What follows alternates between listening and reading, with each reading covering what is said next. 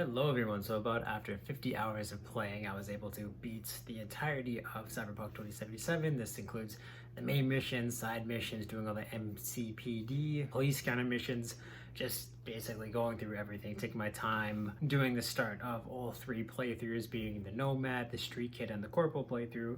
So this is going to be my review for Cyberpunk 2077, so without further ado, let us get into it. So with the amount of people who've played this game, and of course all the controversies and news around this game's launch, release, all the bugs and everything like that, I don't really know how much I can add to the game, just aside from my personal experience, but just here to talk about why I think this is a great game, and easily just one of the coolest crafted RPGs that I played in a long time. Everyone knows that I'm a big fan of CD Projekt Red, huge fan of the Witcher series, so going into this game, I was very excited. I've been waiting for this for like 8 years, ever since they announced it at E3 way back when. And to me, this game really delivered on so many of the RPG elements and just great storytelling that CD Projekt Red is known for.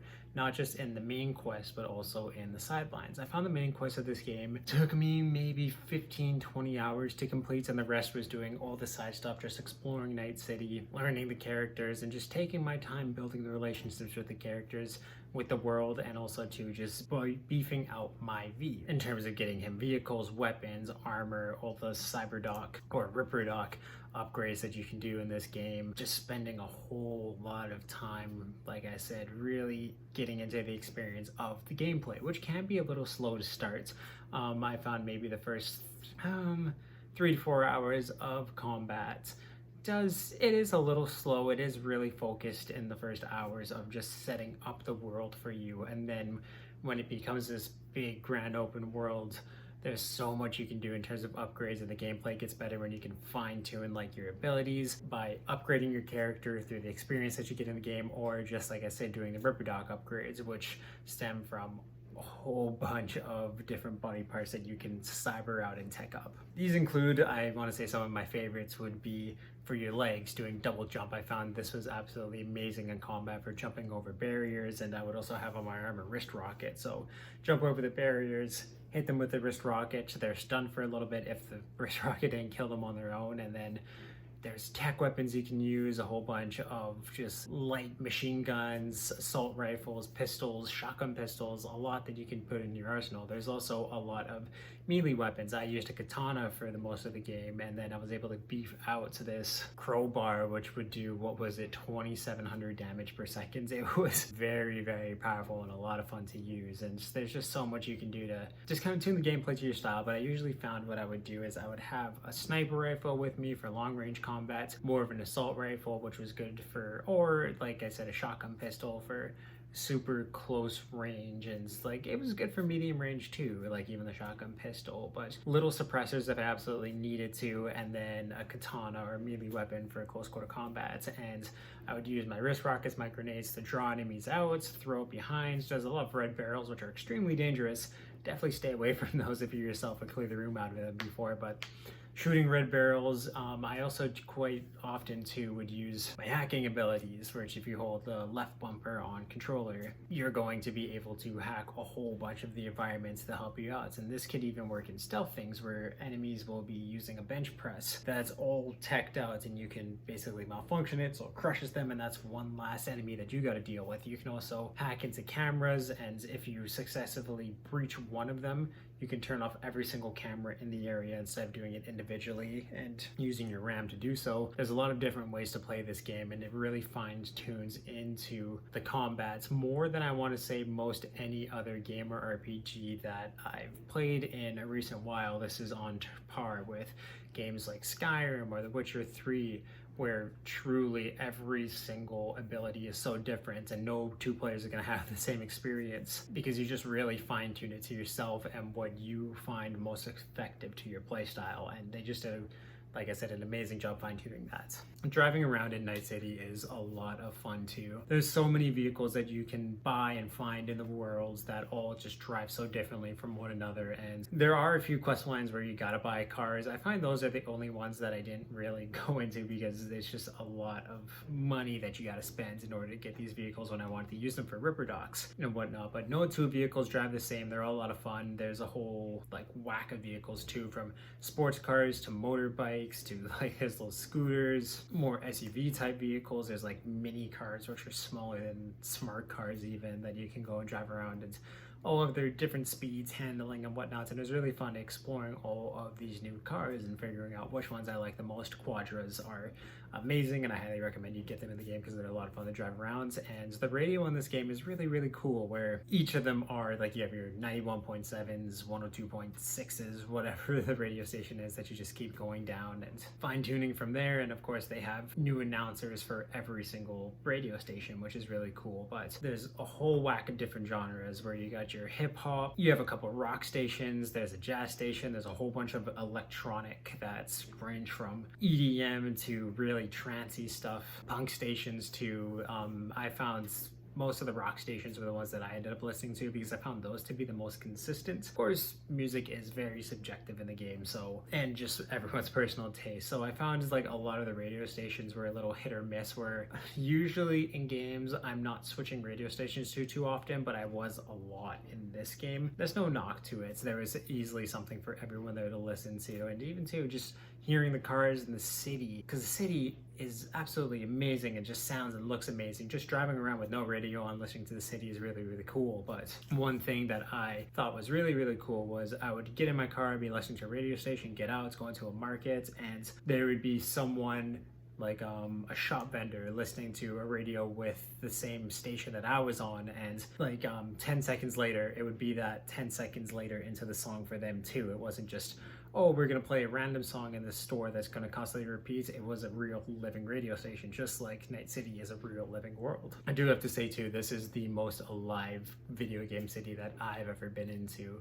So many cars and people walking around, same thing in the districts. It's just a truly alive city, where some of the AI can be a little fussy, where the main thing of this is the police AI. You accidentally run over a person and the police will spawn right on top of you. That's the one thing about this city and just how it operated I didn't like. But people will go from one end of the city to another park. They go do their chores. You can see them do that, go into a store, buy something, go back into their car. Very living city, lights and billboards just flying around everywhere, all neoned out. It was just even too how all the highway systems worked. Every single street and every single road has its own name to it that you can identify and drive around in.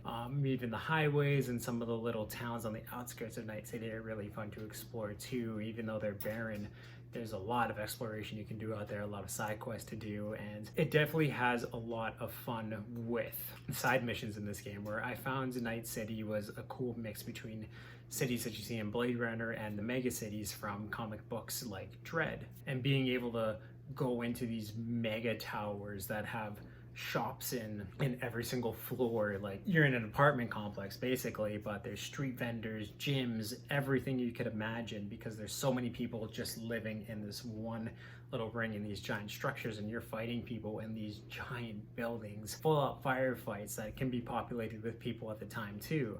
So you gotta, I mean, you could just fire and kill random civilians if you wanted in this game, but if you don't want to do that, they gotta play it pretty safe, wait for it to clear out, or fire some warning shots, and people will eventually clear out before you actually get into the combats, which I said too. Just such an amazing, alive, open world with so many gangs and people to explore and talk to, and it was just fantastic. And speaking of just how populated it is, there's so many gangs that you can interact with and do a bunch of missions for. Explore, you can even wipe them off the map. I hated 6th Street, so that's exactly what I did in this game. But you can talk to gangs like the Voodoo Boys, the Mox, Tiger Claws, and just do a whole bunch of missions for them where you're a mercenary. They'll give you jobs, you go and do them, and this is how you're gonna make your cash in the game, by doing these side missions. Because for the first little bit of the game, I was trying to repay back some people and just to find upgrades, but I was always so low on money just from doing the main story missions. So you actually gotta be a mercenary, go and do these side missions and you'll line your pockets very, very nicely. And even too, there's bonus objectives that you can do, which will give you a lot more money for completing the job. This could be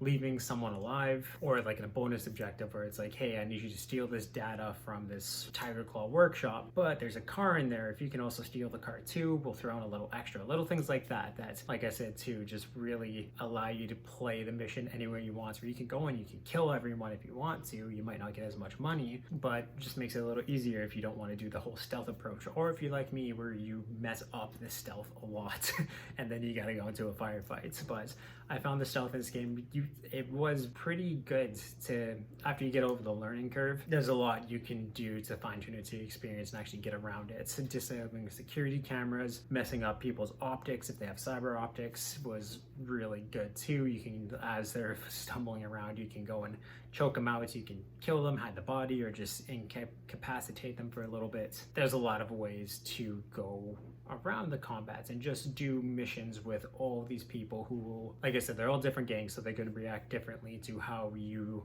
do each mission. And for the main quest of this game, like I said, it was a lot shorter than I thought it was going to be. Maybe 15-20 hours it took me to do it, but it definitely did take my time during the story missions. But it was a really fun campaign. Sometimes it felt like there could have been a little more world building into Johnny Silverhand, played by Keanu Reeves, and maybe just some more missions with him. Maybe learning a little more about Arasaka would have been nice, but there's a whole bunch of different endings that you can do, and I do highly recommend doing as many of the side missions that you can. I recommend doing all of them if you can. So these would be missions with characters like Judy, Panam, River, some of the Tiger Claws, Wakako, and a whole bunch of other people who will call you up. I did find Judy and Panam's missions were a lot of fun. River's were really cool too, because you're a detective and you gotta find evidence, and if you don't find enough, you won't really be able to accuse the right people or do things like that in the game. But yeah, highly recommend doing them, because you will get a whole bunch of different options for your ending, where I was able to find, I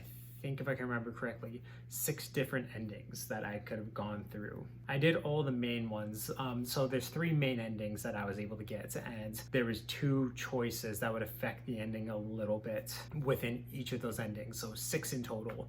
And after playing all of those, they're all wildly different from one another, and experiencing them all is really, really fun, because the final mission really different how it plays out in the beginning and especially at the ends, depending on who you side with, who you bring with you, little things like that. It was almost like a suicide mission from Mass Effect 2. There's just a lot that you can do in this final mission, so I do highly recommend doing all the side stuff that you absolutely can, because it makes it worth it for the end game. And a pretty, like I said, a solid campaign that I just wish was really longer. They do a lot of good job world building, bringing in really interesting characters that you want to talk to, you want to help out in certain ways, or just even learn more about them by helping them out.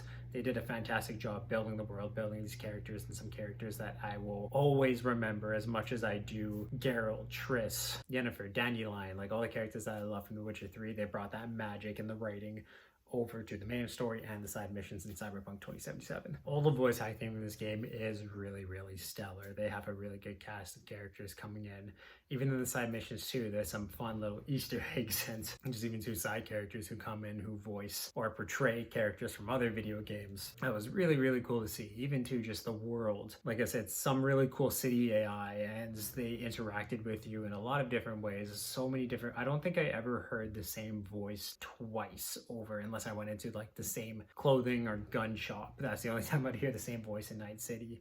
So many different characters running around, where I found in games like GTA or sometimes even The Witcher 3, I would hear the same voice in every single village, but that was never the same here. I truly don't think I ever heard the same voice twice, which was very, very amazing to see, because it, like I said, it just adds to how alive and open this world, this city, Night City, truly is. Some cons that you have to point out is when it comes to driving, you get a little mini map in the top right corner of your game, and I found sometimes it was just way too zoomed in, and corners would come on you super quick, and you would have a split second to react. Like I found most of the cars I wasn't able to, with the e-brake, even drift to where I needed to go because of how zoomed in it was. I had to pay more attention to this little mini map than I did the road, and if I was on a bike, it would send V absolutely flying if I hit another car because I'm so distracted on it. Little calls that would come up in the middle of your screen where it would lock out the movement on my controller, and I wasn't able to, like I said, I would end up hitting cars and sometimes killing V because I couldn't move it with the call display coming up right in front of my main screen. Of course, your occasional flying horse car that they would have in this game, people walking up top of you, little things glitching textures into the wall. But I do find that with the new patches they put on PC in the last 2.5-3 weeks here, I've had absolutely no issues with this game at all. No game breaking bugs that I've had. I never had a crash in this game. I had a couple of my friends did. Unfortunately, the game's crashed for them, but most of the little glitches I had in this game were fixed by either reloading a save or just closing on my application and relaunching it on my PC, and that fixed everything. So this was little things like, there's one where I got into my vehicle and to accelerate the car, all of a sudden the controls switched where that would exit me out of the car, so I couldn't drive at all. But like I said, all I had to do was just exit out of the game, go back in, or reload a save every now and then. And that fixed everything for me every single time. But I haven't had any of those issues since these new patches came out. So if you have been putting off Cyberpunk for a little bit because of all the glitches that you've heard about, download these patches. For me, running on my graphics card is an RTX 2070, and I do have really good hardware on my PC. I've had no problems ever since then. So I do highly recommend, like I said, if you've been putting it out, trying it out now. There's also just fine-tuning V in so many ways in terms of the skills that you can get, where I think there's 6 different skills that you get from just progressing through the game, and these are your cool levels, which is just your personality, how you interact with people, and how persuasive you can be. Also, of course, there's tech abilities and just beefing up your character in terms of their agility and their strength. And all of these have either 2 to 3 different skill trees in it, where there's branches of your strength, which one helps you in terms of your agility, your carry capacity. Other ones they'll allow you to deal more damage with certain weapons, or if you're doing fist combats, and others will allow you to take less damage from incoming bullets, explosions, whatever it is. Same thing with the tech abilities, where some are more for net running and hacking into things. Others will allow you to have simpler hacking for vending machines to steal money from the world or even other people in this world, which is really cool and fun to just, like I said, fine-tunes your experience a lot more. And one thing that I thought was really cool, which I don't remember seeing in another game before, was it's not just your cool ability, or like I said, there's 3 different life paths. There's the Nomad, there's the Corpo, and there's the Street Kid. All of those have different dialogue options for V that you can use depending on your class, which will help you interact with people a little better. Say, like if I'm talking to another Nomad, talking Nomad to Nomad, using those dialogue options helps them understand you a little more or persuade them in a certain way. It can do the opposite for others in this game too. But the one thing that I found that was so unique was if I upgraded my strength a lot, that little perk that you had, I could use that to intimidate enemies. And same thing too, there's doors in the area where you have to have a specific tech ability to get into these doors, or else you gotta find an alternate route or go down the main path, which could be a lot tougher. But these little technical abilities, if you had them over like the area or the door that you're in, super easy to get into all these buildings and all these little side passages that just made it a lot easier. They were a lot more direct to get to your objective. Even too, in certain dialogue options, if you want to learn a little bit more about the job, if your tech ability is not high enough, you won't be able to ask a question about the certain gadgets that you could be able to use if you had the tech ability to. Like I said, depending on every single way that you want to play it, the game will reward you with these little dialogue options or just little hacks that you can do to make your life a little easier, where of course, my strength is really high in this game. I could rip open just about any single side door, but that creates a lot of noise that alerted enemies almost immediately, whereas the tech ability opens them just like a normal quiet door, and that was a lot more stealthy. So if you want to go for that approach instead of being a little tanky, definitely upgrade your tech ability and little things like that. Last few things that I can really add to this is that the soundtrack, there's a lot of cool original music in this game, like I touched on a little earlier, but the game's actual original score is something truly special, and it's so good, where Johnny Silverhand has his own theme that'll play during his missions. V does as well when you're doing merc jobs for every single gang. The Valentinos will have a different combat and stealth song that'll play when you're doing missions for the Tiger Claws and a whole bunch of other enemies, which was really, really cool. And just every single district felt so different from one another. And there's a lot of culture in the music and in every single district, and it, like I said, it just truly added to making this world feel so alive and unique and different, and it was cool. Just every single turn you made, there was something new, something different in terms of the music that was playing, the fashion style that the characters were wearing, the cars that they drove, the house. It was just, like I said, a true living world, and I cannot truly be more impressed than I was by how amazing the city was built, and it's just fantastic in every single regard in terms of, like I said, everything with the world and just how awesome the music was. It's really synthy and heavy and upbeat, gritty, dirty. It's awesome. But yes, with Cyberpunk 2077, was a little bit of a rocky start with some of the glitches, but they weren't that hard to get around, and they weren't game breaking. They were more things that just made me laugh a lot, or it was just kind of like, oh damn, now I have to reload the save. It wasn't, like I said, anything game breaking or anything to make me angry or super frustrated with how the game was performing. The only one that I had, like I said, all I had to do was just exit the game, was it wouldn't let me switch to third person view when I was driving. That was the one that was getting me a little frustrated, but then I realized how easy it was to get around it. But Cyberpunk 2077 is just a truly beautiful and amazing RPG open world game with fantastic characters, fantastic life in the city, amazing side missions, some of the most favorite that I've played in recent history in games. I want to say it was on par with the side missions in terms of story as Ghost of Tsushima was for me, and you all know how much I love the side missions in that game. So yeah, these were really close to being on par, some of them even better, some of them on par than the side missions in Ghost of Tsushima. To really impact the finale of the story too, which I love from choice-based open world RPGs, and this game definitely delivered on that in so many fronts. I do wish the campaign was a little longer, and I felt sometimes that they misled the audience into how much content there was going to be in this game.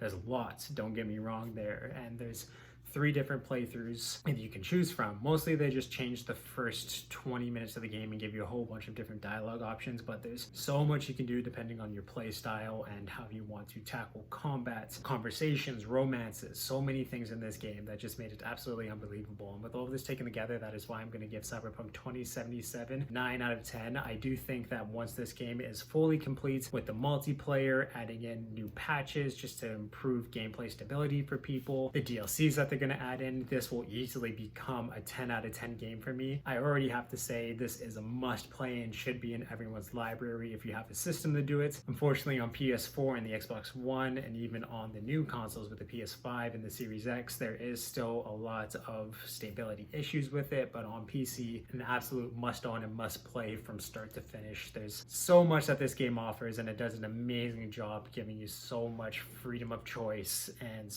just presenting an amazing open world that I can't wait to see so much more of once sequels can come out for this. So in the comments down below, please let me know your thoughts of CD Projekt Red's newest RPG. What was your favorite thing about it? What was your least favorite thing? If there's a sequel that comes out, hopefully not as long as it took to get this game into our hands, but what would you like to see most from it? And of course, if you like this video, you can give it a thumbs up. Check out all my other video game content and everything else I do on this channel through my playlist down below. If you like what you see there, of course, subscribe and turn the little ringer on so you know when I upload new videos. And yes, this is a must-play game. Please get your hands on Cyberpunk 2077 if you haven't already. Finish it if you haven't already, and just awesome, guys.